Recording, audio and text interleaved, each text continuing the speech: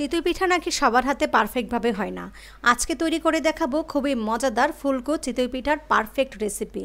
বিসমিল্লাহির রহমানির রহিম। আসসালামু আলাইকুম, ওয়েলকাম ব্যাক টু এফওএম কিচেন। শীতকালে কিন্তু চিতই পিঠাটা খেতে যে কি মজা, এখন কিন্তু সবসময় খাওয়া যায়, কিন্তু শীতকালে চিতই পিঠা খাওয়ার মজাই আলাদা। আর এই চিতই পিঠাটা গরুর মাংস ভর্তার সাথে সেই রকম যায়।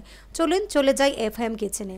এখানে আমি ভিজা চালের গুঁড়া নিয়েছি, আর চালের গুঁড়াটাতে আমি হালকা কুসুম গরম পানি অল্প অল্প দিয়ে আমি মিক্স করে নিব।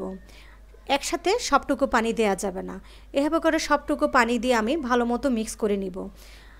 অল্প পানি দিয়ে প্রথমে আঠালো আঠালো যখন ভাবটা আসবে, ভালো মতো এভাবে করে মিক্স করে নেবেন। আর যত মিক্স করা হবে তত এয়ারটা ভিতরে ঢুকবে। আর এই চালের গুঁড়াটাতে আমি দেখেন কীভাবে আমি মিক্স করে নিচ্ছি। এভাবে করে আমি প্রায় 15-20 মিনিট মিক্স করে নিয়েছি। দেখেন হাত ঘুরিয়ে ঘুরিয়ে ঘুরিয়ে ঘুরিয়ে মিশ্রণটাকে মিক্স করে নিতে হবে। আমি কিন্তু পরিমাণ মতো অল্প অল্প করে পানি দিয়ে দিয়ে এভাবে করে নিয়েছি। এখন আমি আধা ঘন্টার জন্য রেখে দিব। আধা ঘন্টা পরে আমি 1 চামচ বেকিং পাউডার আমি চালনি দিয়ে চেলে দিয়েছি, আর দিলাম স্বাদ মতো লবণ।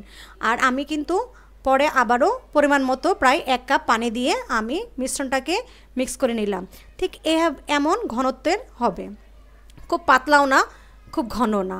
এখন আমি একটি মাটির খোলা একটু তেল টিস্যুতে নিয়ে মুছে এখন আমি ব্যাটারটা দিয়ে আমি একটু হাত ধোয়া পানি দিয়ে দিলাম।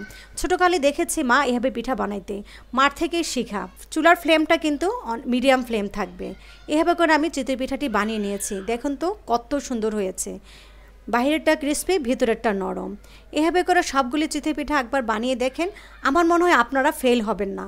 চিতই পিঠার ব্যাটারটাই মিক্স করা মোস্ট ইম্পর্টেন্ট। ভালো থাকবেন, সুস্থ থাকবেন। আসসালামু আলাইকুম।